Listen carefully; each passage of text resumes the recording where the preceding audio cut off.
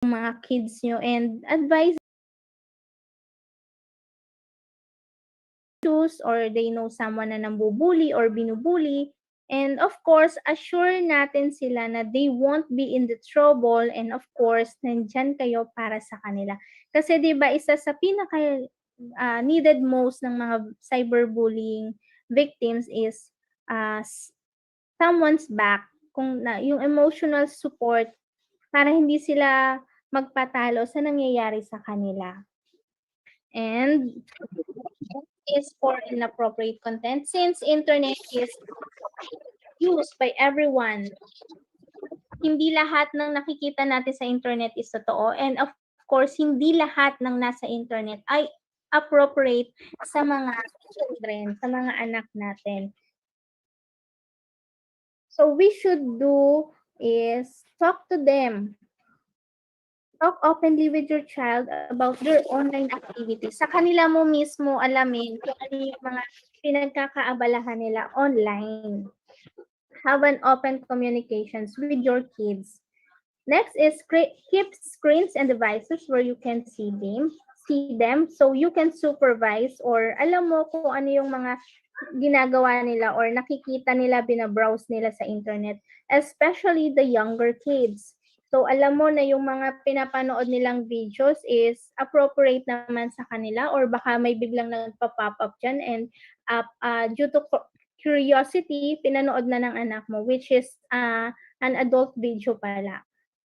And of course, know who your children's online friends. Kung paano natin inaalam or kinikilala yung mga friends natin, yung mga friends ng anak natin offline, gawin din natin to sa mga online friends nila. Kasi baka mamaya, isa sa friend list na yan is cyber groomers pala. So ask them na kung kakilala ba talaga nila to, kung saan nila nakilala, saan nila na-meet, ganun.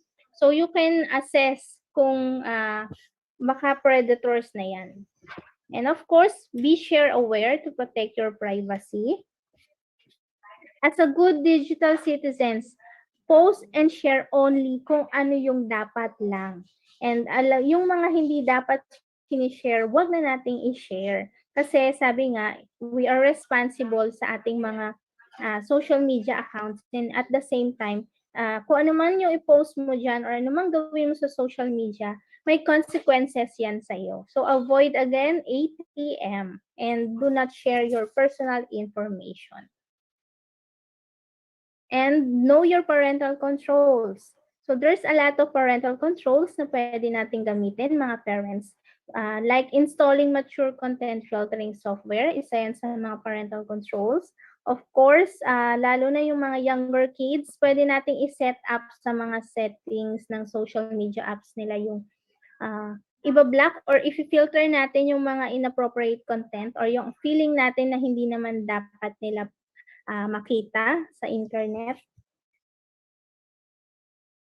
Just explore your devices, explore your social media accounts kasi marami diyang settings na baka hindi lang tayo aware para ma-prevent natin yung mga some of the dangers sa cyberspace, lalo na sa mga kids natin. And don't let your kids shop online without you. Bakit? Lalo na kapag nakalink yung bank account nyo dun sa gadgets na ginagamit ng anak nyo. Kasi 'di ba ang daming cases kahit 'di ba sa news magugulat na lang daw yung parents na may bill na ng credit card niya and upon checking puro online purchases sa games or meron naman nag-order yung anak niya through food app delivery na napakarami tapos more than 2,000 or and up. Magugulat na lang si parents. And yung mga shopping online, baka ginagawa na ng anak nyo. And would you know na sa mga online shops is meron po diyang mga inappropriate materials or items. May mga pang-adult lang, may mga hindi dapat nila makita or baka mamaya ma-curious sila, bumili sila. So, don't let them to shop online. And of course, know your online game ratings. So, before nila i-download yan, Kindly check the ratings and of course, yung reviews ng certain apps or games. Yung reviews, makikita naman natin yan sa Play Store or App Store. So, magkaka-idea tayo what kind of game yung gusto ng anak natin. Baka mamaya yung gusto niyang game is hindi pala dapat niyang, hindi pala age appropriate. And next is keep track online time. So, do not let them nababad sa internet, sa gadgets, again, to avoid digital addiction. Let set a limit or house rule yung mga screen time ng anak natin. And next is be social network savvy or aralin din natin na maging techie tayo kahit papano. Kahit unti-unti para ma-handle natin or ma-protect natin yung mga anak natin. And of course, since nasa digital era tayo, we also need to update ourselves in terms of the technology. Kahit sa sarili nating kapakanan, kailangan po nating mag-update sa sarili natin. And of course, lead by example. Tayo ang role model ng mga anak natin, ng mga students natin. So, in setting rules sa anak mo, ikaw mismo parents dapat, yung makikita niyang sumusunod dun sa house rule na ginawa nyo with your family. So, wag yung makikita mo during meal time, nakalagay sa house rule nyo, no gadgets as in, pero makikita ng kids mo during the meal time, ikaw, hawak mo yung phone mo. So, wag pong ganon. Kailangan kung ano yung makikita nila sa atin, good habit of digital good habit para gayahin nila tayo. And next is, to avoid catfishing and grooming, para sa mga kabataan, please do reverse image search. So, kunwari may friend request sa'yo, gawin natin, i-search natin sa Google yung photo. Kung may makikita kayo na same photo nung taong nag-friend request sa'yo, but iba yung name, so, pagduda ka na. So, meaning, hindi siya yung totoo. Nagpapanggap lang siya. Or nakuha lang niya yung photo sa internet para lang makuha yung loob mo. Gagamit siya ng pogi or magandang profile pictures, di ba? So, kung mali yung nakita, kung iba yung information natin, pagduda ka na, wag mo na siyang i-add as your friend. Next is, you can do a social media audit. By that, you will find information about him or her. Hindi mo siya i-stalk, but you were just confirming his or her identity, kung totoo ba siya, or poster account lang siya. Next is, try na i-ask mo kung mag-video call, or mag-video call kayo. Kasi, pwede mo rin i-confirm yan. Kasi kung nagpapanggap siya, aayaw siya, di ba? Hindi siya mag-a-agree na mag-video call kasi mabibisto mo siya, nagpapanggap mo siya. And next, trust your instinct. Kung nagdududa ka na as someone, especially your parents, about it, and okay lang na maging medyo paranoid tayo or praning, or we're just verifying, or we're just nag-iingat, nagiging mapanuri tayo. As a good digital citizen, kailangan maging mapanuri tayo. And for the parents, kapag may mga catfishing and grooming, pwede nating ma-avoid yan by knowing their social media. Knowing their social media and be friends with your kids so you can assess if this really safe for them. And also yung mga social media apps na yan, may mga age restrictions yan or yung may terms of agreement. So kung babasahin natin, like for example, sa Facebook, 13 years old lang yata ang allowed. 13 years old and up ang allowed, or I don't know sa ibang social media apps kung may ganun din, but I think meron. So kung nakita mo na hindi pa pala pwede yung age ng kids mo for social media accounts, wag na natin silang gawan. as much as possible. Kasi nilagay nila yon, naisip yan ng developer na pwedeng may disadvantages or may harm yan sa mga bata. That's why hindi nila nire-recommend yung ganong age na mag-create ng social media accounts. And ipaintindi natin sa anak natin. Kasi it's for their safety naman talaga. Next is install software or filters. Again, yung parang parental controls. So, you can assess the inappropriate sites and then pwede mo siyang i-block or filter. And next is, of course, i-assure natin sa mga anak natin na if they have any issues, they can count on you and teach them to be responsible and aware of the strangers. Dati, ang natatandaan ko, laging tinuturo, do not talk to strangers. Ganun din po sa online, do not talk to strangers. Applicable pa rin yan hanggang ngayon kasi hindi lahat ng nasa internet ay mga totoong tao, hindi lahat ng nasa internet ay totoong information, and hindi lahat ng nasa internet ay with good intentions. So maraming cyber criminals na nag-aabang ng mabibiktima. Kaya wag po kayong magpapabiktima. And again, for the online sexual exploitation or OSEC, parents can do these things. First, kahit may danger sa cyberspace, do not prohibit your child to use technology. They are in this digital era. Actually, they are raised and born in this digital era, di ba? So, nasa mundong ginagalawan na nila yung technology na yan. So, there's a lot of advantages, di ba? Hindi natin madedeny yan. So, allow them to use technology. But, of course, with your supervision. And next is show interest in child's online activities. By that, may mabibuild na trust, respect, and fun between the parents and the children. Ang sarap na merong trust and respect between the parents and children, di ba? And minsan, it is fun na nakikita mo sa yung mga parents and anak, mas post sila ng video, yung TikTok videos nila, di ba? So nakakatuwa na nagiging bonding na rin ng mga magulang at anak yung social media. And sa akin, sa case ko, ina-allow ko yung kids ko na mag-browse or manood ng YouTube or games online, offline.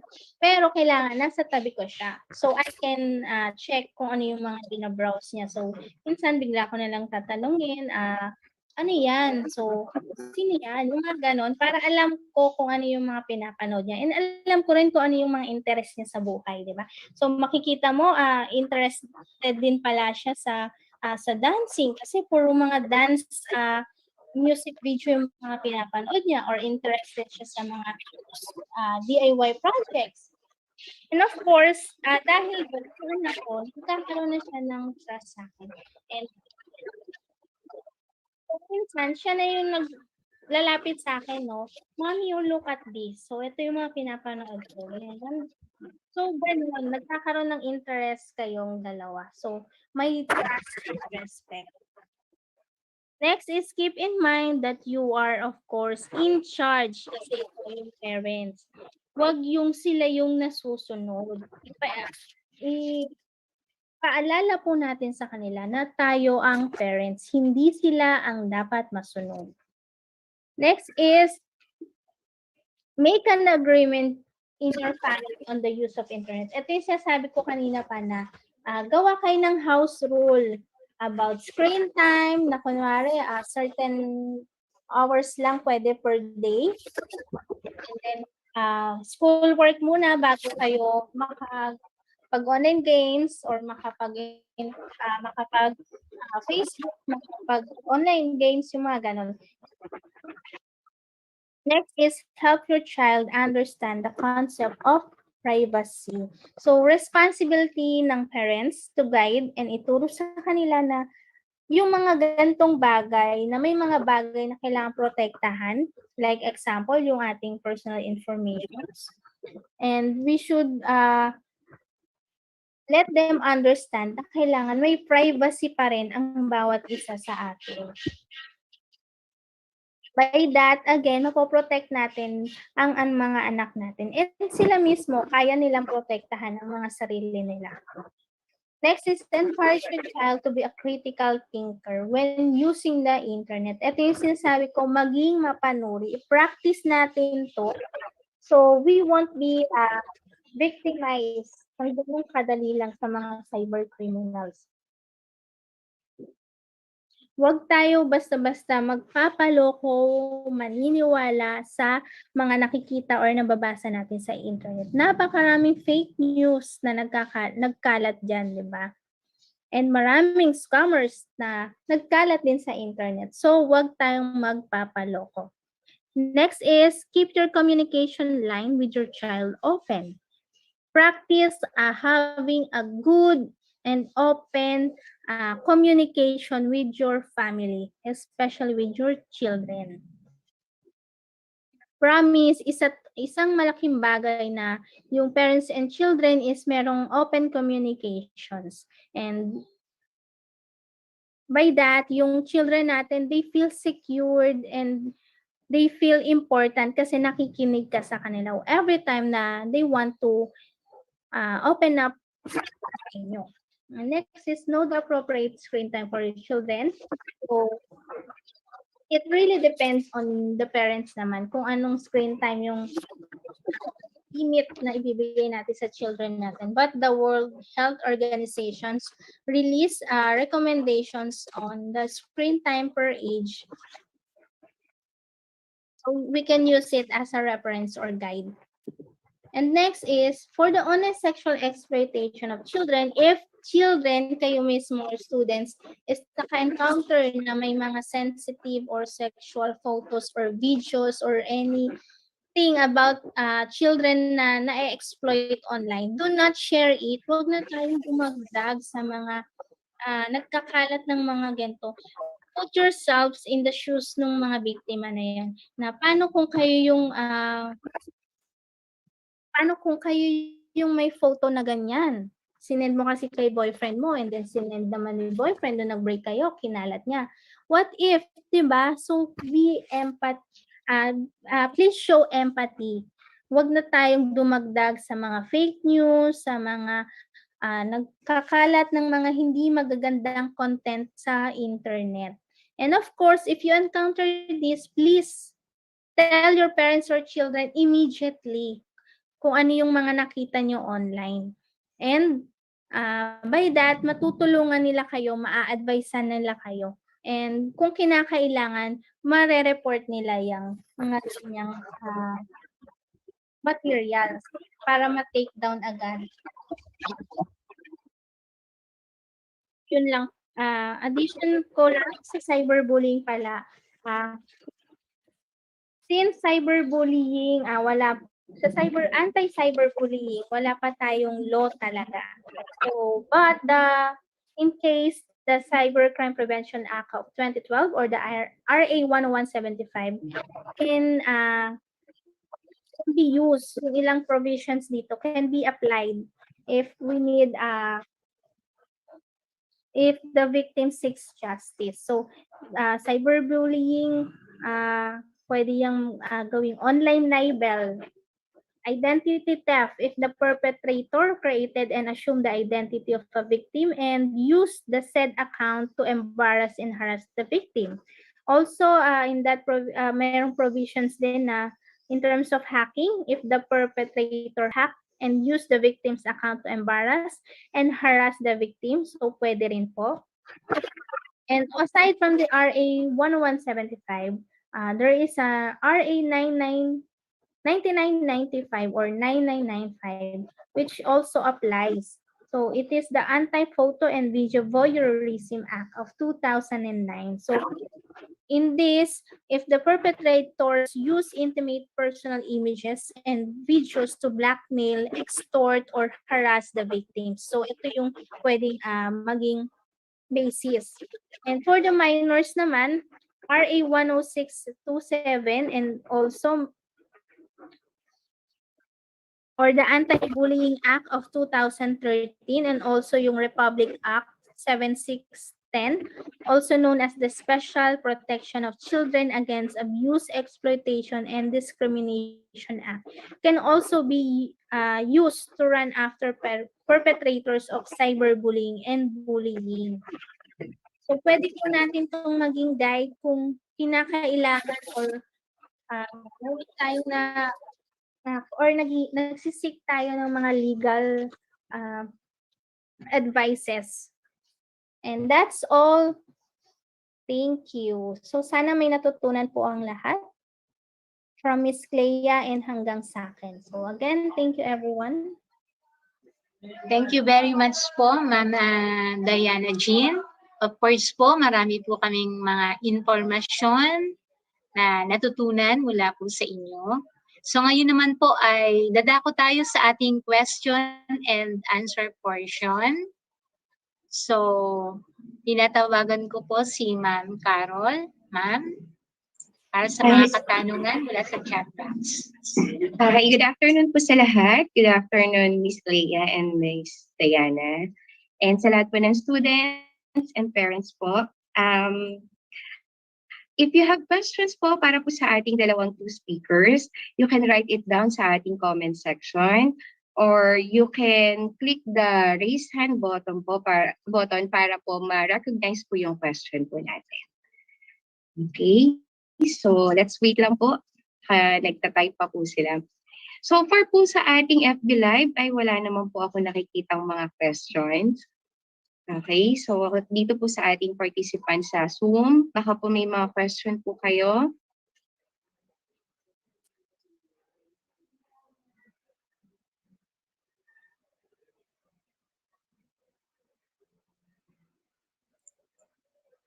Okay, Belen Perez, mukhang wala naman po silang tanong. Yes, ma'am. So, ibig sabihin ay naunawaan nating lahat at maliwanag ang parating sa atin ang ating mga tagapagsalita tungkol sa mga paksang tinalakay po natin sa punto ito.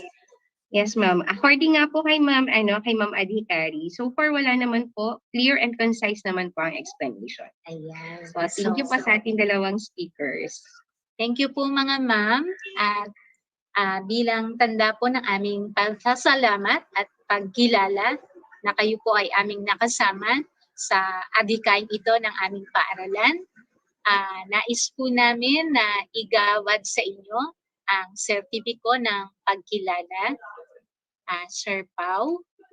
And basahin ko na po yung content. Ayan. So, unahin po natin si Ma'am Diane Jean.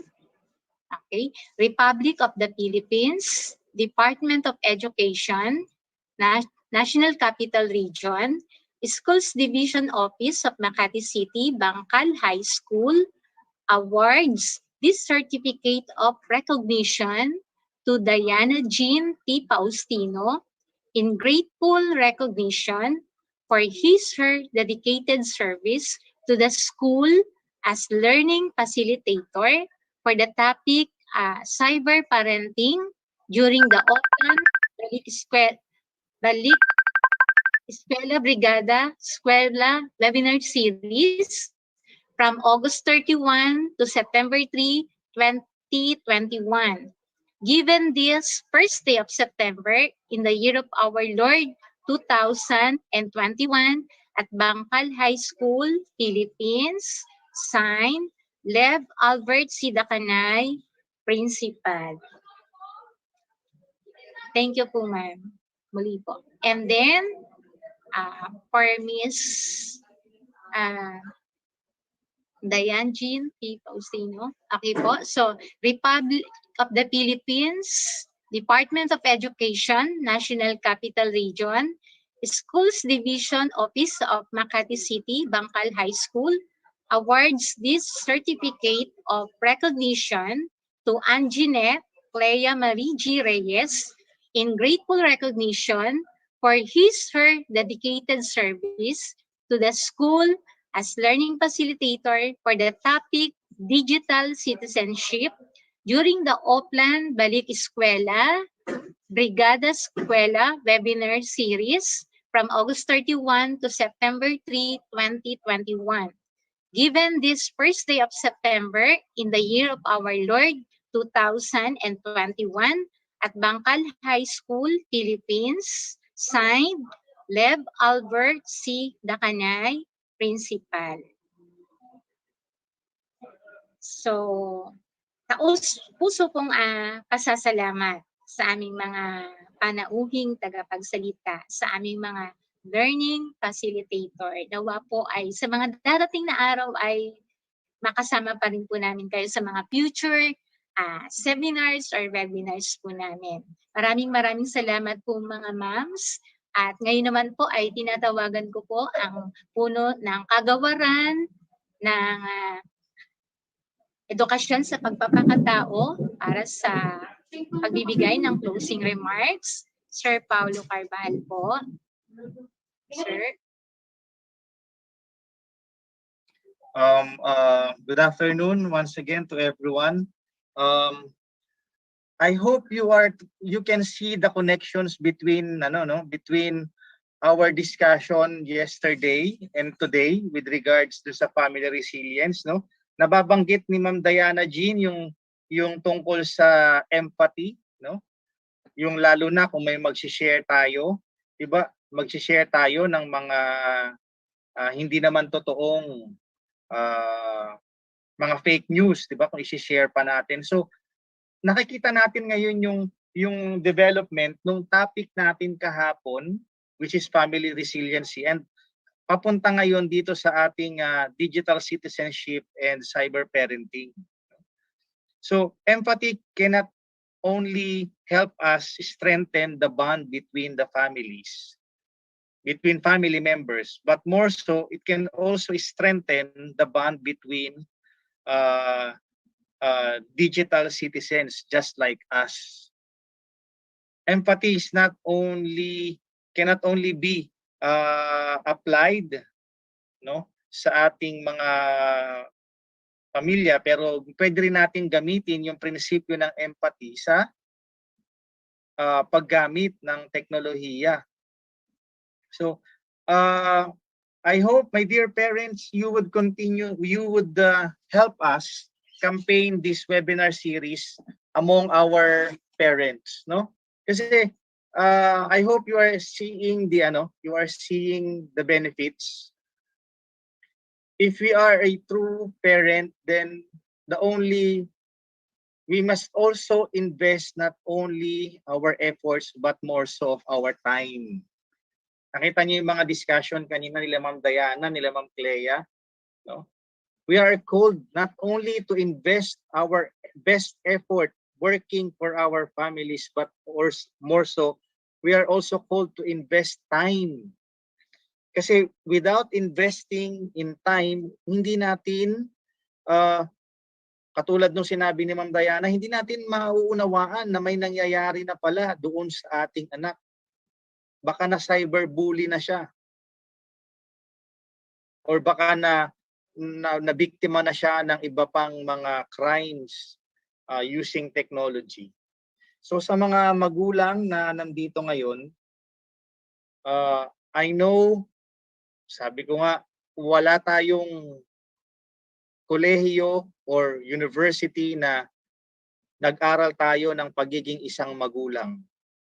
Pero tumutulong ang paaralan.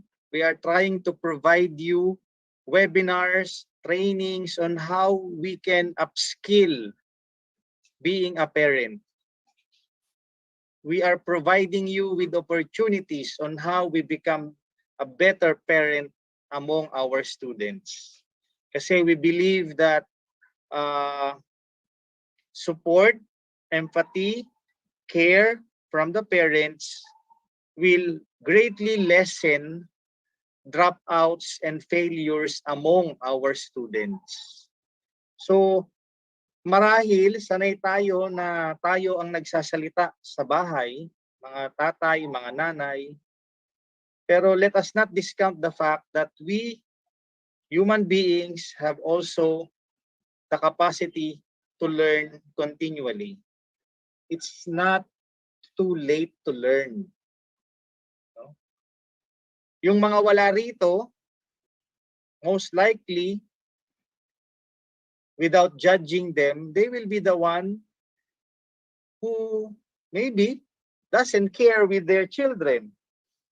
Kasi if they care for their children, then they will give time to listen, to reflect, and to accompany their students para maging mabuti silang, maging katuwang sila ng paaralan.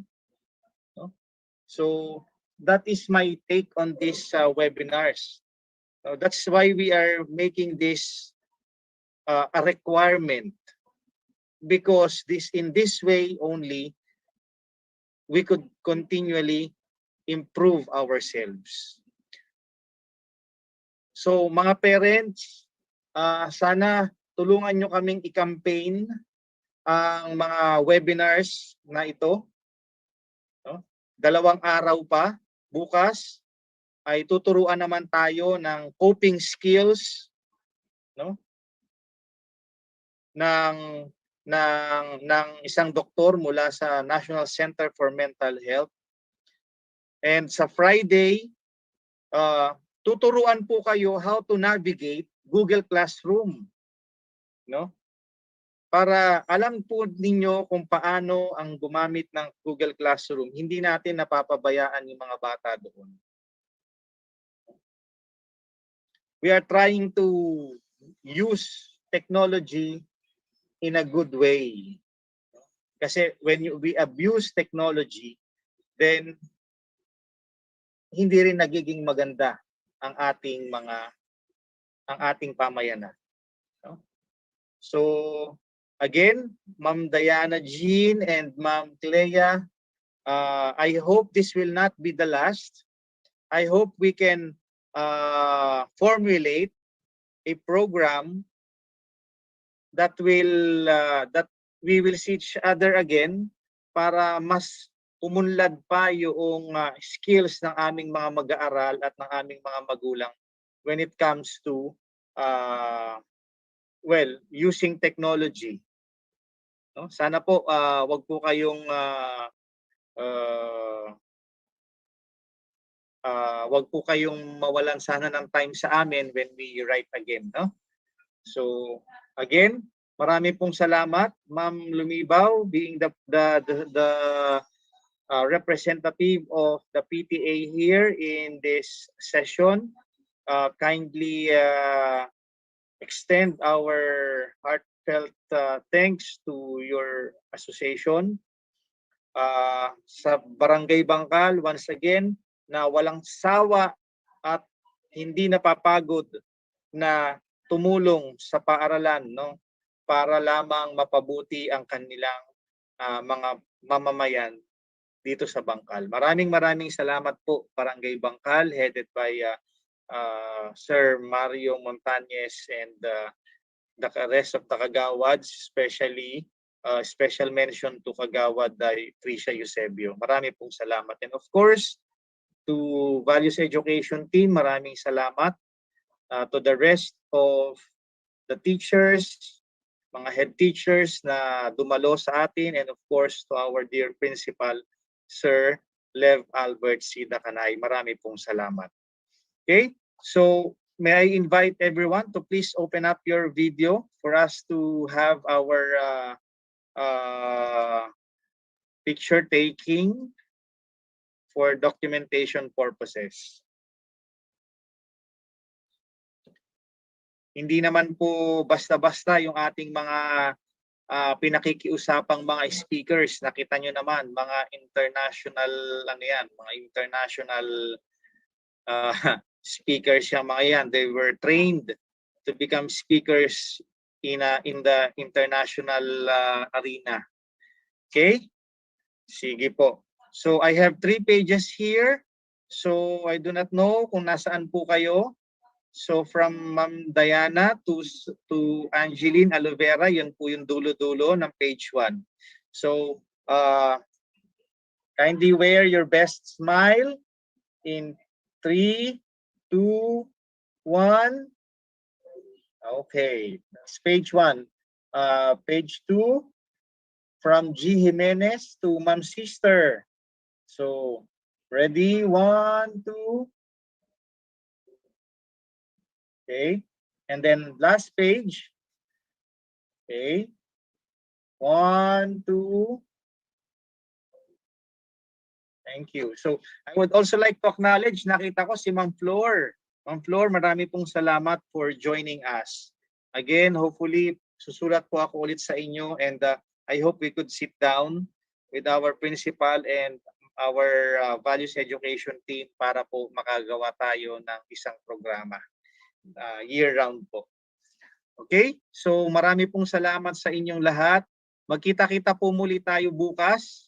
No? Mas maganda rin po yung topic natin bukas, coping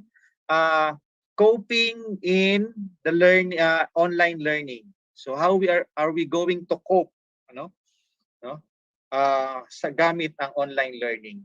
So marami pong salamat, and I will end this session in 5, 4, 3, 2, 1.